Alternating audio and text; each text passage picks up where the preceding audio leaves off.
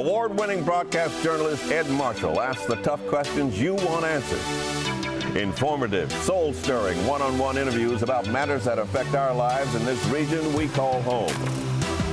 Here now with Conversations is Ed Marshall.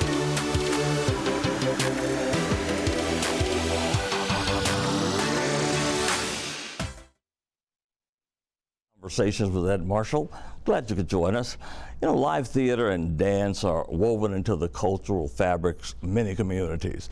They provide a place for community members to come together and engage in a common goal and interest, to work as a team and build something artistic and bigger than themselves.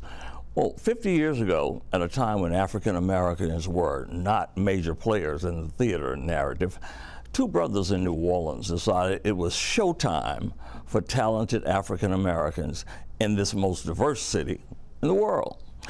Anthony Bean and his now deceased brother, Jomo Kenyatta Bean, developed what is now the Anthony Bean Community Theater. We are so fortunate, and I mean that, we are so fortunate to have with us in studio Mr. Anthony Bean. Welcome. How you doing? Thank you, Ed. Good to see you. Appreciate it. Good to see you as well. It's been a while. Yes. It's been a while. Yes, too long. I always ask my audience, my guests rather, to tell my viewers about themselves, just from Anthony Bean, be a young man and just growing up in. I don't know. It's kind of hard to say. I think I've always been creative. I used to read these little books when I was a kid. I'm the youngest of eight brothers and sisters. Wow. And you can always find me, and I was the strange one in the corner reading. My favorite book was Dr. Dolittle. Okay. And you cannot tell me that those animals didn't come alive in my room. Yeah. I can see words and it jumps out. Like some people see H-O-T, I see fire, you know. Right. So I knew then that something was different about me. And that's the creativeness, the creativity. Yeah. When I found that I can write poetry, I think I found myself. Writing, making lines, words jump out at you, reciting things. And that's a true art, because not a whole lot of people, it's a gift. Yeah. It truly I is. believe that. Yeah. I believe it. I call it divine design. I was just talking to one of my actresses that you're going to see earlier about a divine design, something you ought to do that nobody else can or should do, because you was designed for that purpose. That's why I tell so many people on this social media. I said, you know, try to slow down on social media. You want people to miss you. Yes, indeed. Because when they're not talking about you, whether you're good or bad, it ain't good. Yes, you indeed. know. So yes, I'd rather for them to be saying something, even if it's a lie. I can always say it's a lie, but at least I'm in the news. That's right. That's right. And so, did your family you know, push you on? Yeah, I was the youngest. In some kind of way, I've had a mother and a father who believed in me. They believe in my craziness, my creativity. My father got my first building on La Perouse Street in 1973. Wow. It was a bakery. And we renovated, we hauled everything out, and that's how it became the Ethiopian Theater. And we recruited kids around the neighborhood, high school, drama clubs. We went everywhere, all over the city, to create this. Then they had something called Dashiki Theater. Dr. Ted Gilliam, may he rest in peace, spotlighted us. Huh. And then the news got a hold of us. There's young people in the 7th Ward that's doing creative things. And before you know it, we were here. The Time-Picayune, the critics have come out, they reviewed us just like they would review a grown folk. And we were here. We're here, as you can see, we still, at least I'm still standing. So many of us had went on and passed on, but I'm still here doing what I love to do, or what I'm designed to do. Exactly. And you've touched so many lives. I mean, you know, you fell in love with the stage.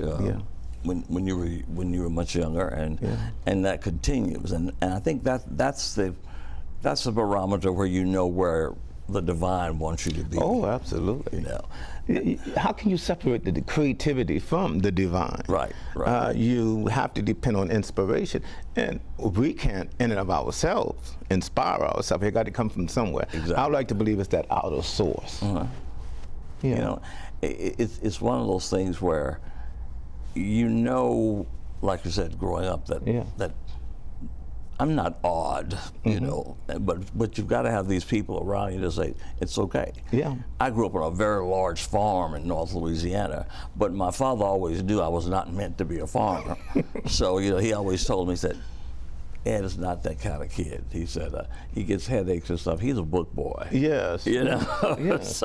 So parents know their kids. They know their kids. They know their kids. And I was fortunate enough to have them where they would invest in me. Right. That's something that I find kids today, they don't have that investment. And my parents, and my mother got the station wagon to haul the kids around with the teens. My father got the building. That's fantastic. And, That is fantastic. So, and what oddly about the entire thing, he didn't do it for the other kids. Right. That's how I knew it was some kind of divinity, a divine thing going. He didn't do it for, in fact, the other kids might even curse the day. Right. But he did it for me. Yeah, because he knew. He knew. Yeah. Or he was led. Yeah, on the shoulders of. Yeah. Yeah, yeah. And some people have that intuitiveness, yes. you know. When I was on, like I said, when I was on a farm, I told my mother, I said, Mother, I said, you know, these people out here don't like me, you know. I don't do the things they do. I don't bale hay, and I don't do all these things. And you know, my mother was one of those honest people. We were talking before the show, and my mother told me, "Come sit right here." Yeah. She said, "You want to know something? If I hadn't married your daddy, I wouldn't be here either." So on the farm. She was on the farm. Yes, but she was always on the farm, but not on the farm, because you know, she always taught us, you know, the world is your stage. You go out and learn, and that's the best way for people to learn. So that was your daddy's passion, not yours.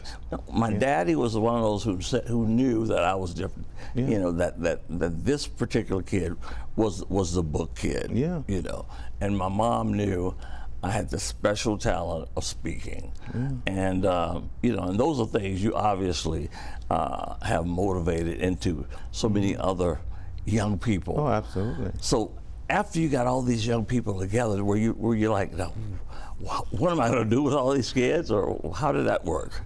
Wait, we go back into the spirituality thing. I found God, or what you consider God, at 16. And I found politics at the same time. Wow. So I found Malcolm X and I found Jesus Christ. Okay. And what a combination that was.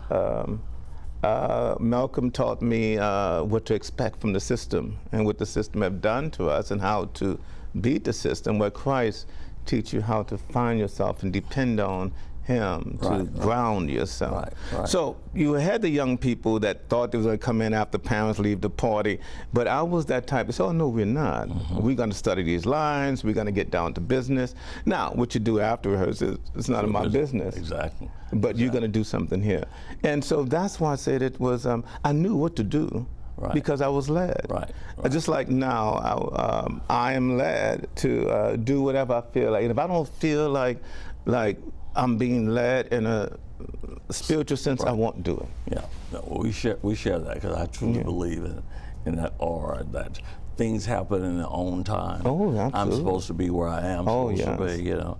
And sometimes young people just don't believe those kind of things, so you have to get that into them. We're going to take a quick break, and when we come back, we're going to talk more with Mr. Anthony Bean. 50 years of teaching people to act, dance, and perform, and to be the best that they can be. Stay with us. We'll be right back.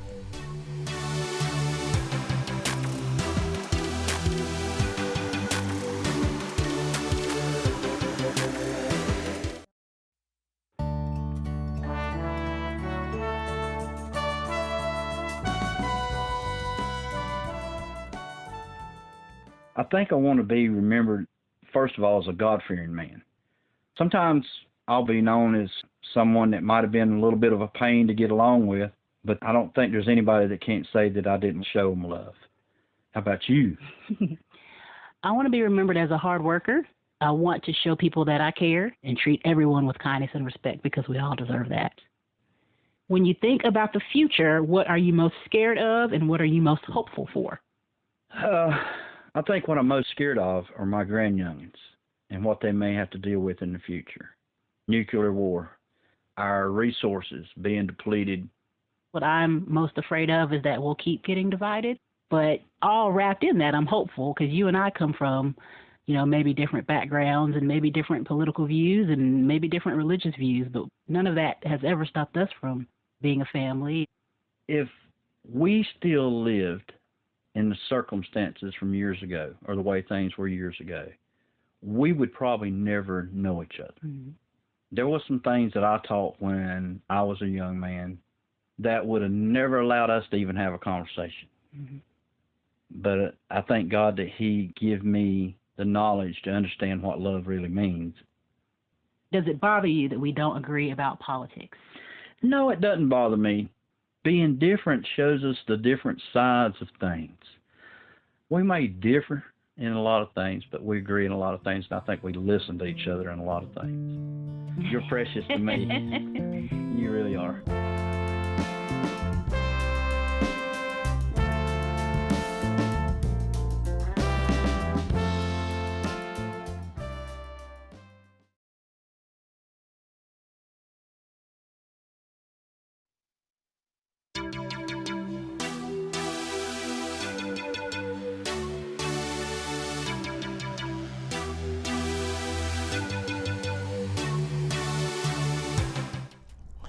And we are back with a true New Orleans icon in the arts, Mr. Anthony Bean. Anthony, how has the theater, what has it done to really elevate black talent here in New Orleans?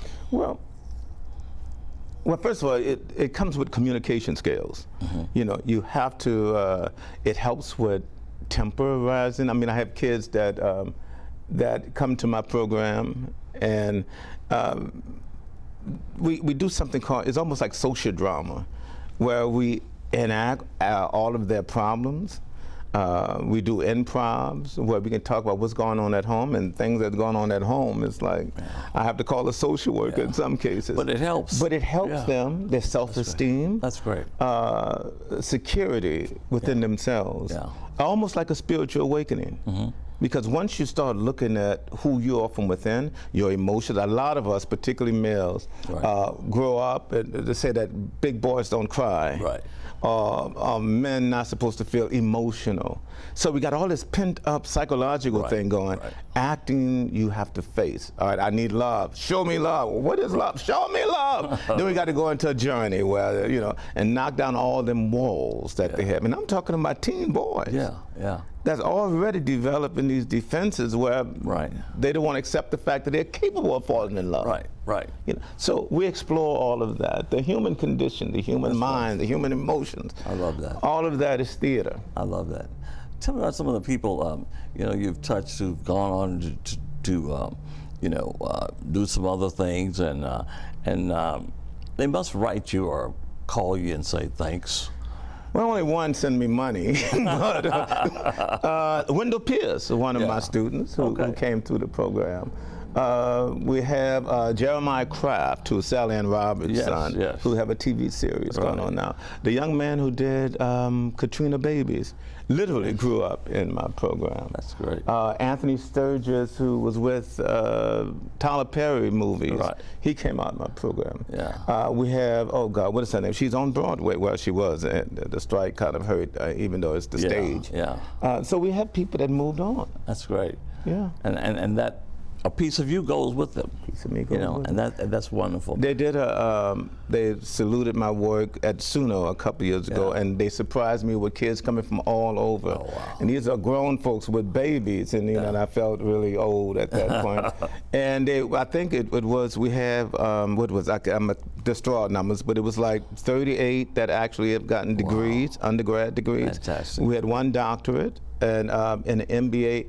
MFA, I don't have the numbers, but I knew if you was going to ask me that, I would have actually brought the numbers. And I was really shocked to see all these people on stage. That's great. That said that they've been through the program. What do you think your dad would say now if he, looking down, he could really speak in your ear? What would he tell you?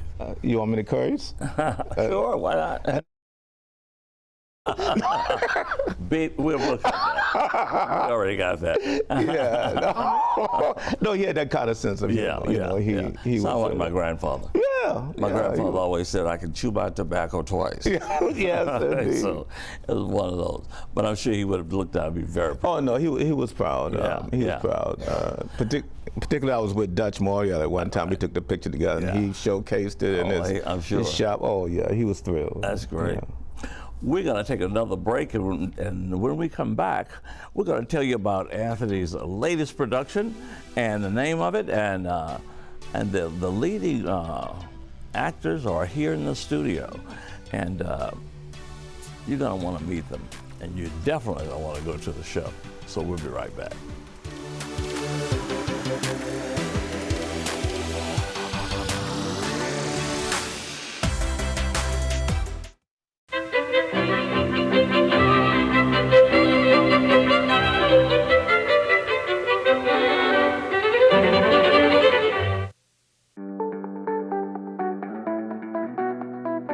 I've worked with SARE for 15 years. The investment that SARE makes in research in the farming community, it's just unbelievable. As both a farmer and as an advocate of local food system, SARE to me means that we are the engine that helps provide support around sustainability in agriculture for small and large farmers.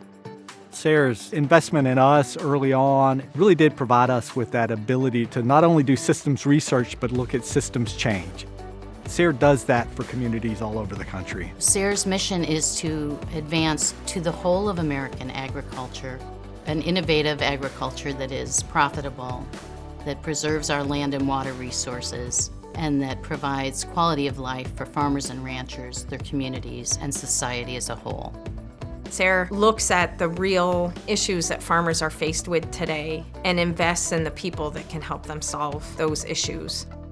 I would say a cornerstone of our grant-making approach is that farmers and ranchers are central to all of the grants that we offer, from the initial farmer-rancher grants through to the larger research grants. So researchers at institutions need to have farmers and ranchers working with them with the idea development, assigning the research, and helping to communicate the research results.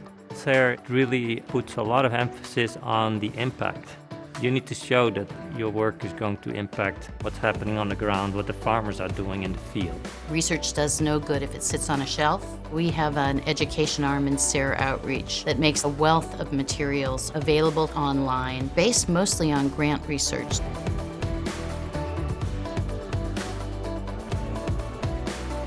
What I think is important is not only that SARE funds that type of research, but that we let that research get down to the people who need it and can use it and incorporate it in their farming operations or whatever they're doing in local food systems.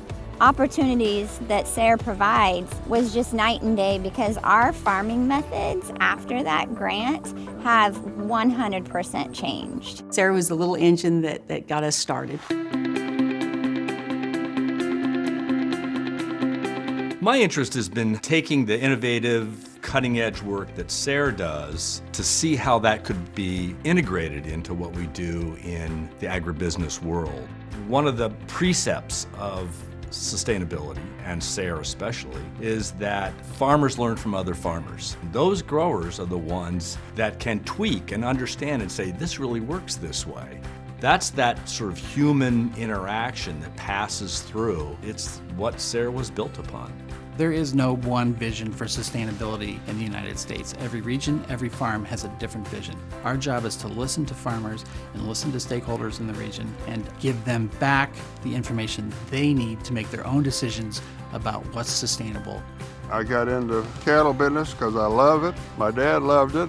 There is a personal satisfaction knowing that I'm making a lot of people healthy and happy with what I provide for them. Part of my goal has always been to keep farmers farming, to make sure they're thriving, and SARE helps me do that. SARE's core values are listening to farmers and ranchers and really getting a sense of what are the big challenges they're facing, whether that's pests and disease or soil conditioning or environmental issues in their community. Never being satisfied with just what those issues are today, but what will they be generation from now.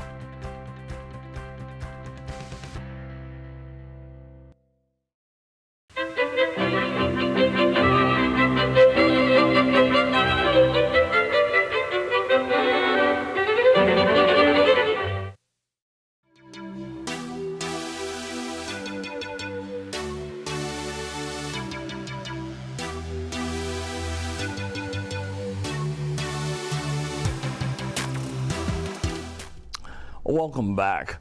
The movie production that is still one of the most talked about dramatic music productions, I teased you earlier, it's The Bodyguard. And Anthony Bean is a man that was bold enough to bring it to New Orleans. And he's here now to introduce us to the leading lady and the leading gentleman in The Bodyguard. Yes, the musical. The musical. The Bodyguard, the musical. That's right. This is a shout-out, Renee. Hello. I got it, didn't I? Yeah. Jake Wilson, Jake Wilson. Jake That's Wilson. That Win Jake. I know it's Win Dixie, but Jake Win Wilson. Yeah. And these are the two love interests that everyone wants to see. Okay. And they apparently have chemistry, because I've heard that the shows are just sensational. Oh, look at that picture. Yeah. I love that picture. Yeah. Well, tell me, how did you discover these two people? What, Jake, I found in the gutter. Yeah, I had hair down to my shoulders, a long beard, foaming at the mouth. So we cleaned him up. He picked me up and he said, I'm going to give you a job and we're going to turn your life around. Yeah, you're going to be a star in my next show. Got it. No, he came highly recommended by a critic. And after seeing 3 or 4 guys, he came in, I said, it's yours. I just knew instinctively. This young lady, after seeing some, because we got voices in this city, right? In Baptist churches and everywhere. But she came along. I was looking for the right type. The bodyguard had to be able to lift her up, and she came along, and that was that. After 3 or 4 tries. Yeah, and you could tell, because they've got to have that chemistry, or it doesn't work. Yeah. And I'm not dating myself, but I know your mother, and I've known her for a long time. Miss Uptown Angela, as we call her. She's a dear, dear friend, and she's apparently taught you very well. Yes, it's weird. It was almost like indirectly. Like when I was coming up, she would always correct me if I wanted to talk slang. She'd be like, don't say it like this, and I would be like, that's her. But now I understand, how that training helped to cultivate me, even as a singer, like how to articulate. And I really didn't realize it at a young age, but now I'm very thankful that she was hard on me about grammar and, just knowing how to be poised. There you go. That's fantastic. So tell us about some of the dates, because I want to make sure that people know that this musical is running through the end of the 27th. Yeah. Give me the dates, guys. Those 4 days. Yeah. Give us the dates, Alex. We've got shows Thursday and Friday this week. Friday sold out. So Friday sold out. The 18th is sold out. So yes. 17, and then we got the look at it right there. God, I don't have to guess it. All right, the 17th, and we got the 24th, and we got the 26th, and then the final day. Your birthday. That's right. Yep. I want my present too. Oh, your birthday. He owes me a Happy present. birthday. Your birthday. The 26th. That's great. My daughter's is the 24th. Oh, Virgo power. Yeah. That's great. But I definitely want to say that these two, you have to come and see. This man is I heard a seasoned actor. He got a very strong resume. Very good actor. The review said that in the film, it was all about Rachel. Where here, these two and their chemistry works it up, where the bodyguard is elevated in a sense. And tell us where the show is being held. At where the show is held? The New Orleans Jazz Market. On Aretha Castle Haley. Yes. 1436. I know that much. 1436 Aretha Castle Haley. Yeah. I helped with the development of that neighborhood way back when it first started. Isn't it? It's really improved. Proliferated. Absolutely. It's wonderful. Absolutely. So people need to get there. What time does the show begin? Starts at 8. I think the doors open at 7. You can start sitting down around 7:30. Starts at 7, and matinees are 3 p.m. But we got 4 shows left now. Okay. So I want to urge people to get out, and I'm hoping that by the time this interview is over with, one of those dates we just gave you is sold out. I hope so, because I can tell you, I plan to be there. Yes. And like I said, I hadn't been there for a while to see one of your shows. I always enjoy them because you select, well, not only the cast, but you also select material that is so now and inspiring, and it's cultural, and it shows African American people that we can be, we can do, and that we can we can perform and do those things that for years we weren't allowed to do. Absolutely. So I want to thank you for your steadfastness for 50 years, for being a part of our community. You were born and raised, and salute your brother up there. Yes, indeed. And we look forward to you all coming back and with another show in the coming months and years. Thank you so much. Okay. I like that.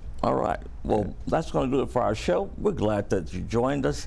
As I always say, do something good for someone, do something good for yourself, and please stay in peace, not pieces.